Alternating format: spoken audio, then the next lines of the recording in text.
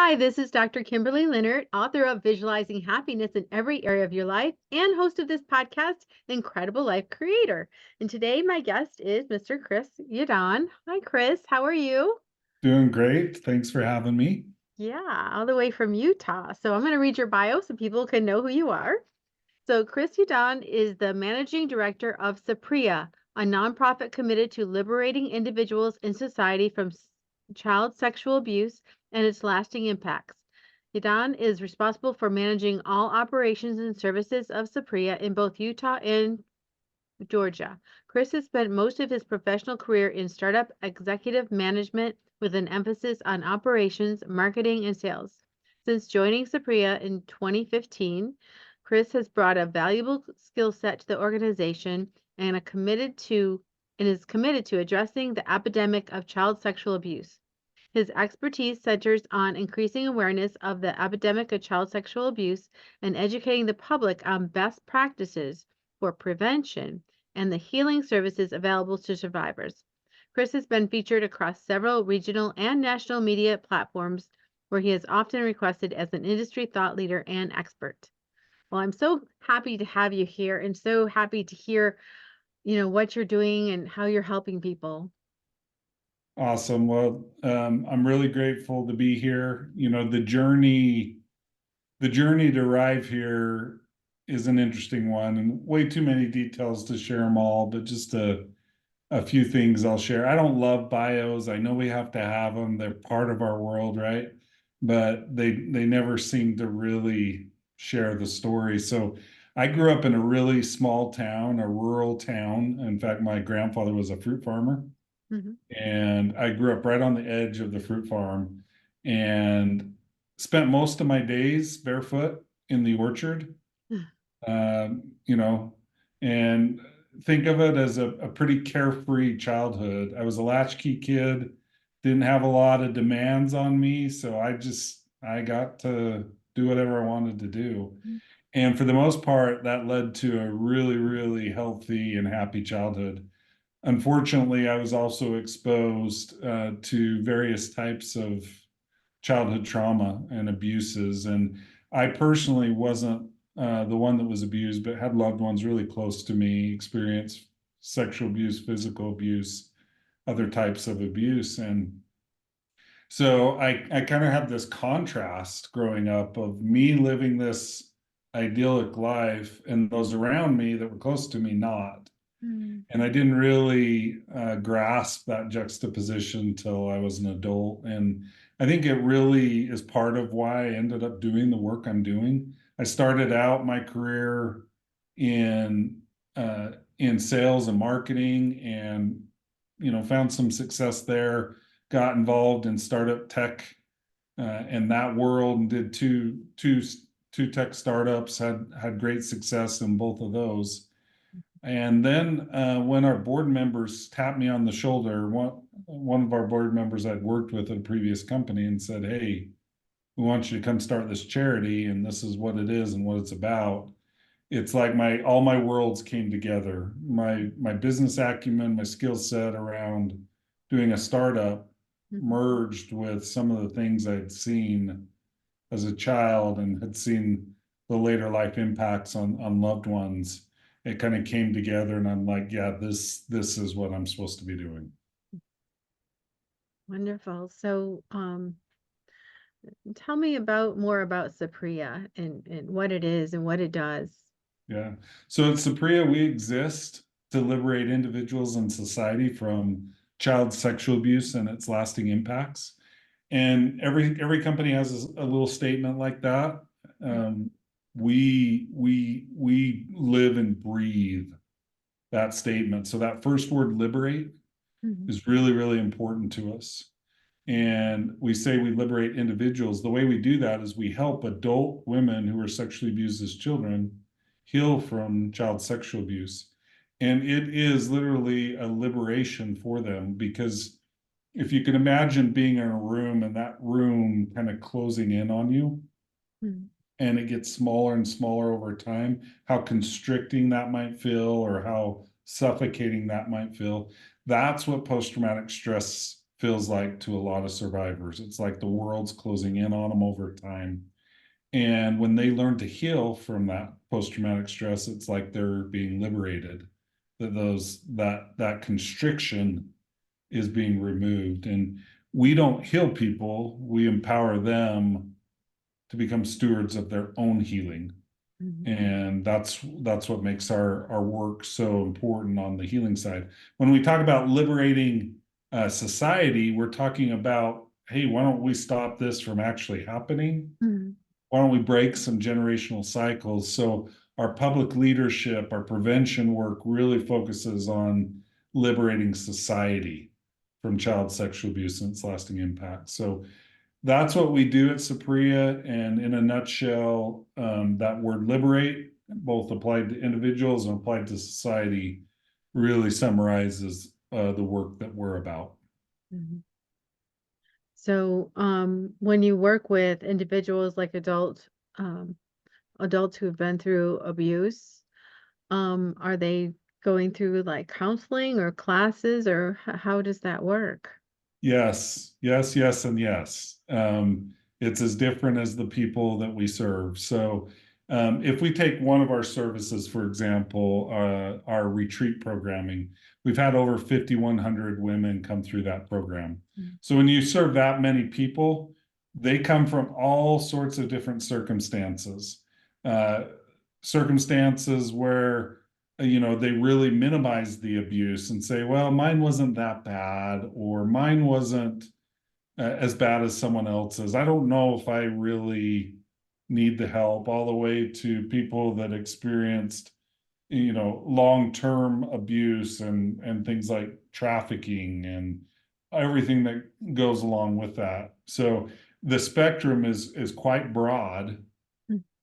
What's common though, and what's collective, is that someone violated their trust, took Mhm. away something that is important to them without their consent, without their permission, and that has had lasting impacts. Mm. So when we think about those that we serve, some of them have been through years and years of counseling, to your question. Some of them have never been to counseling. Mhm. Some have been to classes or other, other resources. Some, this is their very first resource that they've been exposed to. So it's pretty broad, the clientele that we have the privilege of serving. Mm. And how can we as a society prevent these things from happening? I mean, I know there's signs of certain things, or, I mean, how do I know if one of my neighbors' kids or someone at the school or someone at church, how Right. do we, is there signs of that? I mean, there's so many things that people can go through emotionally that it might not be sexual abuse, but is there specific things that almost always show up? So this is a really, really complex issue, which means there's a really, really complex answer to your question. But I'm going to simplify it to a few principles. So let me first kind of address the first part of your question of how do we deal with this as a society, and then we can maybe get a little more specific into the second part of your question of how about me as an individual? How can I help, right? Mhm. So when we're talking at the society level, we have to understand where we're at in the United States as it relates to this issue, or a specific state that we live in, like Georgia or Utah. Here's the reality. In the United States, we've addressed a lot of significant issues as a country. We've overcome a lot as a country. Unfortunately, child sexual abuse is one that we've chosen to look away from. We've turned our head, we've looked the other way, we've pushed it under the rug, whatever metaphor you want to use. We have not dealt with this issue. So, one thing that we know as a country in dealing with past issues is that the first step is to accept that we have an issue. We in the United States will not deal with an issue until we collectively accept that we have an issue, no matter what it is. Mhm. And we're not there yet on this issue as a society. We're getting there. There's a lot happening right now where society's like waking up. It's like this giant's waking up. It's this enormous problem that people are like, this has been going on all along. How did I not know? How can I not be involved in solving? We're going through that transition right now. So Mhm. if I were to answer the question, what is the first thing we need to do as a society to prevent child sexual abuse? Is we need to accept that it's an issue that impacts us and those that we love. This is not an issue that happens to other people in other places. When you look at the statistics, they're very clear. They're prevalent anywhere from, depending on how you define abuse, anywhere from about 1 in 3 to 1 in 10 children will be sexually abused by age 18. So let's take the best case scenario, which would be 1 in 10. That's the best case scenario. That is, think about the people in your life, 1 in 10 children. In a class of 20 children, that's 2 of those children in every class. That's We horrible. have to accept that. We have to accept that it happens to the rich and the poor. We have to accept that it happens to those that belong to faith communities and those that don't. We have to accept that it happens to people from all different political parties, all different socioeconomic circumstances, that it's not happening to other people in other places. So we need society to kind of stop looking outward and saying and otherizing this issue and start saying, oh, this is in my neighborhood, this is in my family, this is in my school, this is in my faith community, this is, you get the idea. That's what we need to focus on right now as a society to address child sexual abuse. There's a lot of steps after that, but I'll just focus on that step. When we're talking about individuals, the most important thing we can do as individuals is to get educated about the issue. Because you brought up things like signs. Are there signs of abuse? The answer is yes, but there are many of them, and there's not a single sign that says, "Oh, they've been abused." It's the collective of multiple signs that causes a red flag to raise in our head. Goes, something might be off here. And Mhm. so you have to take the time to educate yourself. And fortunately, not just at Saprea, but there are many organizations that provide really, really good education. Of course, I'll recommend to your listeners to go to saprea.org, Mhm. spelled SAPREA. There is a ton of information on how to recognize signs of abuse. Yeah, because like you said, that's a huge problem if you think one in every, 1 in 2, you said 2 out of 10 or 1 out of every 10 kids. Yeah, so one out of the range is anywhere between 1 in 3 and 1 in 10, and that range varies based on how researchers define abuse. Mhm. So So, and some of the abuse can probably start very early, even before kids are in school. And then, some of it, at school is there certain things that you teach, teachers or doctors or people to, notice? yeah, so at Saprea specifically, we focus on parents and primary caregivers. Occasionally, we'll teach other professionals, like some that you mentioned, could be medical providers, could be educators. But our primary focus is getting to the parents and primary caregivers, those that are spending the most time with the children, because they're the ones that have the best opportunity to recognize signs and intervene. It's not that the education to the other places shouldn't happen, it should, Mhm. but educating all those other areas without educating the primary caregivers is probably not going to be effective. So we really focus in on parents and primary caregivers Mhm. and help them know what to recognize, help them to see the signs, help them to promote behaviors that reduce risk. So it's not just recognizing when something's wrong, it's proactively reducing risk. A really good example of that is teaching your children to set and hold boundaries, and you as a parent learning how to set and hold boundaries. It's a Mhm. very important prevention technique that reduces risk for our children. And the good thing about it is it not only reduces risk of child sexual abuse, it also reduces risk of a lot of other things like bullying or other types of abuse or mistreatment of children. Mhm. Yeah, and that was kind of my next question, how do we, uh, train or teach our children? Because, we grow up telling them, don't talk to strangers. Yeah, We're all taught that, don't talk to strangers. Um, but, how do we teach them in a way so they know, which people are safe, which people are not safe, are they safe? Are they not safe? yeah. And it's a really interesting path to walk as a parent because, we can put our kids in the bubble wrap, but that will have other negative impacts. Mhm. So you have to expose them to other people in the world for them to be healthy. It's part of growing up. So learning how to navigate those interactions with things like setting boundaries, with things like uh, teaching your children about principles such as privacy and how to respect privacy or how to expect someone else to respect your privacy. Teaching them things about their body so that they know they have the words to describe if something is happening to them that is problematic. If a lot of children, and this is one of the most unfortunate, maybe saddest parts of the issue. A lot of adult survivors say, I didn't tell anybody because I didn't know that what was happening to me was not normal.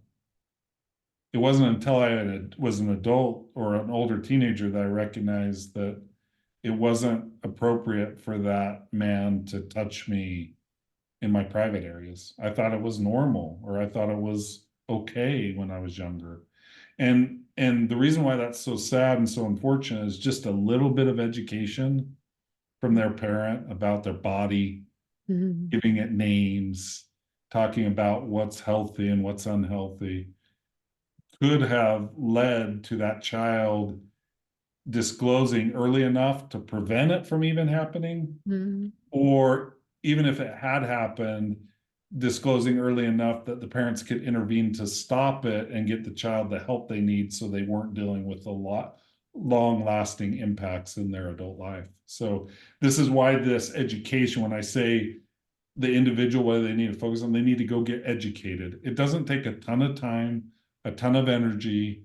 Um, what it does take is your willingness to address a hard topic Mhm. and to embrace the awkwardness of that topic or the discomfort of the topic. And that's the hard part. But the amount of education you need or the complexity of the education, it's actually pretty simple. And it's pretty simple to implement as a parent. Mhm. Um, if you'll just take the time to educate yourself about how to reduce this risk for your kids. Exactly. So I wanted you had sent me some things on your bio, some different things to talk about. So, who's Christy? Christy's my wife. I think if I remember right, I noted on there a little bit about her cancer journey, right? It's definitely something that has shaped me and our family a lot. So we were in our mid-20s and she found out she had cancer, and cancer's horrific anytime, but obviously at that stage in our life, um, thinking about cancer, that was the furthest thing from our minds, right? Our oldest two children had been born, um, and they were really young. They were 1 and 3 at the time.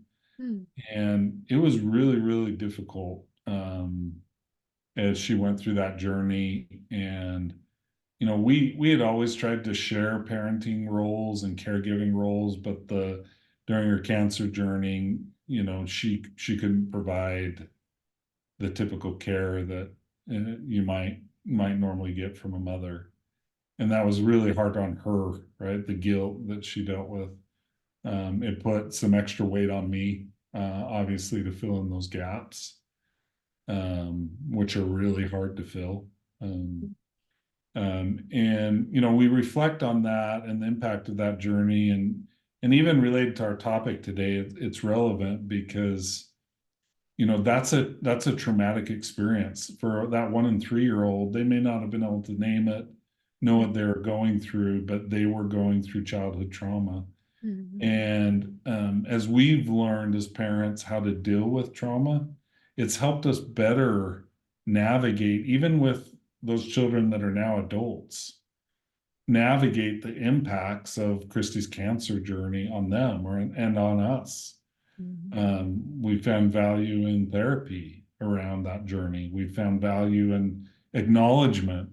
All these words we use to address a survivor's journey around sexual abuse are very similar words and very similar processes to what we went through with cancer. And, at the end of the day, um, now over 20 years later, we look back on that with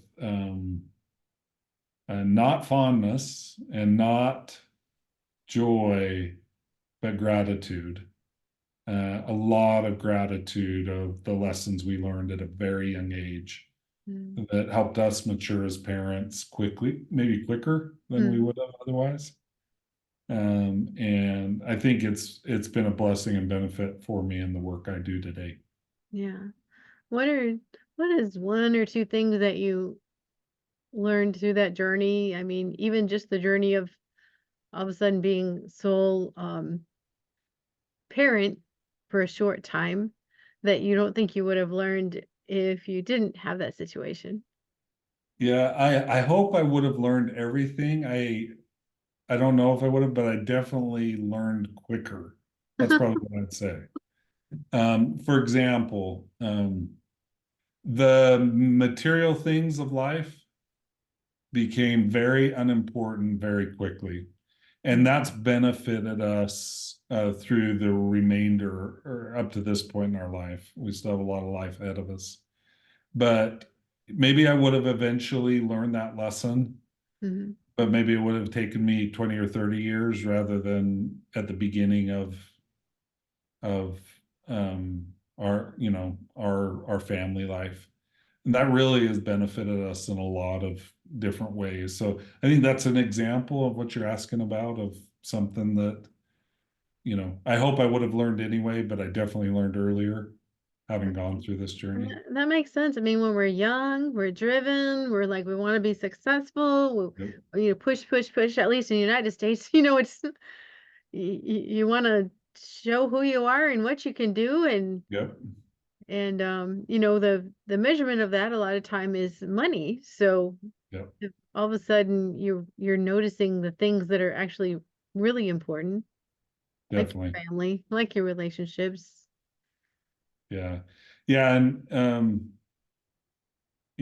our kids our adult kids that are out of the house, we have some of those parent payoff moments where they're like, I realize you taught us this, whatever principle they're talking about. And I've realized with my friends that that's not very normal. Mhm. And sometimes they're like, you guys were amazing parents. And it's like, well, I don't know if we're amazing parents. We just went through a refiner's fire really early in our marriage Mhm. that maybe set us up to have some parenting successes. We had a lot of parenting failures. We could have 10 podcasts on that, right? I was gonna say we all Um, did, didn't we? but I'll latch on to the parenting successes we've had and recognize that several of them came through that cancer journey. Mhm. Wow. So, what gives you the most happiness and fulfillment in your life right now? The way I would say it is guggets and fries with Ezra. So Ezra is my grandson. My oldest has a child. Uh-huh. He actually has two. The second one was born this last year. So I'm a grandpa. Mhm. And guggets and fries, that's Ezra's way of saying nuggets and fries. Uh-huh. So taking him on little outings, something as simple as a Happy Meal at Mhm. McDonald's. You're welcome, McDonald's, for the endorsement. Uh, to get guggets and fries, I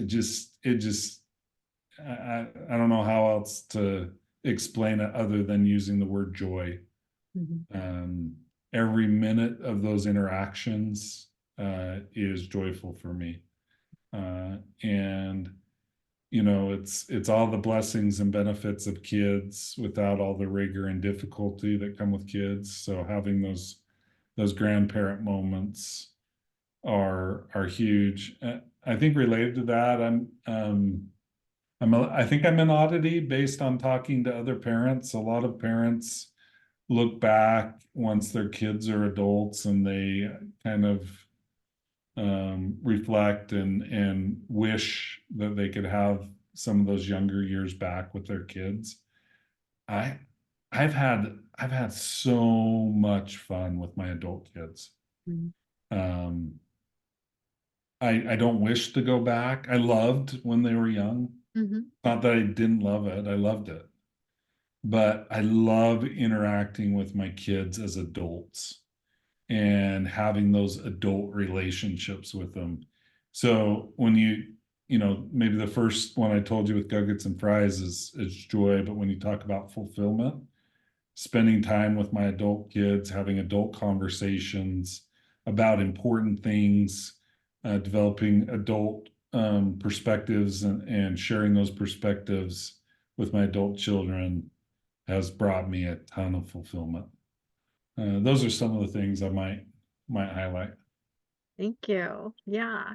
And back to Saprea. So I actually learned about your organization because a friend of mine is helping to sponsor an event that's happening this summer in Georgia. Yep, So you want to talk about that, like your fundraising and how people can help and sure. Yeah, I'll always talk about that, right? So yeah, we're having a gala June 8th at the Georgia Aquarium, uh, June 8th, 2024.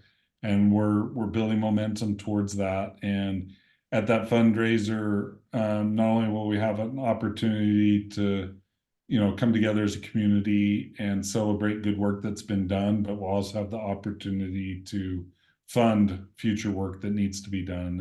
And that funding can be very, very specific to, sponsoring a survivor to come through one of our programs or sponsoring education nights for parents. We can get very, very specific in how that funding is used. So for individuals that want to be part of the solution, that have acknowledged, yes, we as a society need to deal with this, we have a way that you can get involved, um, and you can get involved financially. Of course, there's other ways outside of financial, but for that particular night, we're going to be clearly focused on the financial side of getting involved and engaging to help survivors. And we want to make it really clear that this isn't about Saprea. Yeah, Saprea is the one that hosts the night, but women are healing. They want to heal from child sexual abuse. And when you come and support on a night like that, you're supporting those women. Saprea may be the vehicle to make that happen, but you're helping women heal from many times what is generational trauma, and you're helping kids avoid trauma as their parents get educated about how to reduce risks. yes, yes. So, and then if people want to connect with you, what is your website or how do they do that? Yeah, so saprea.org is the quickest and easiest way, spelled SAPREA Mhm. .org. I always welcome people reaching out to me. I love to interact with the community as well. So they're welcome to email me or get to me through LinkedIn. LinkedIn's probably the easiest. My name is CHRIS, Chris, last name spelled YADON. So they can find me on LinkedIn and connect, and we can go from there. Beautiful. Well, thank you so much for being on the podcast today and for sharing your wisdom. And, we all want to be more aware of what's going on and be able to help it in this area and protect our kids, our families. Well, thank you for having me. And I'll just highlight uh, when you invite me to come into this environment, it's part of the very thing I talked about Hmm. of acknowledging that there's a challenge in our society, and you've given your voice and your platform to allow society to not only acknowledge that, but start to look for solutions. So thank you for giving your time and lending it to me to talk about such an important topic. Yes, yes, it is important. It's my pleasure. It is my pleasure. So I have one last question before we complete. Okay. What is your best advice on living an incredible, amazing life? So the first one that anytime I get asked for advice, this is my go-to, and that is consistency creates moments. And when you hear that phrase, you might say, what does he mean? Mhm. We all look for those amazing moments in our life. You can't plan most amazing moments. They come because you consistently do something. So like if you want to talk about an amazing moment of parenting that creates that happiness, fulfillment, and success, you can't plan those parenting moments, but your consistency of being an engaged parent is what makes those moments happen. So consistency creates moments. Two others, I won't spend as much time on them because they're a little more self-explanatory, but allow others to learn and grow on your time. We learned and grew on someone else's time and dime in many cases. Someone was generous enough to allow us to learn and grow. We should return that favor. Nice. And then the last one is get comfortable with being uncomfortable, because the best things in life often happen when we're uncomfortable. So true. Well, thank you so much, Chris. Thank you. So good to be with you. We'll talk to you again soon. All right.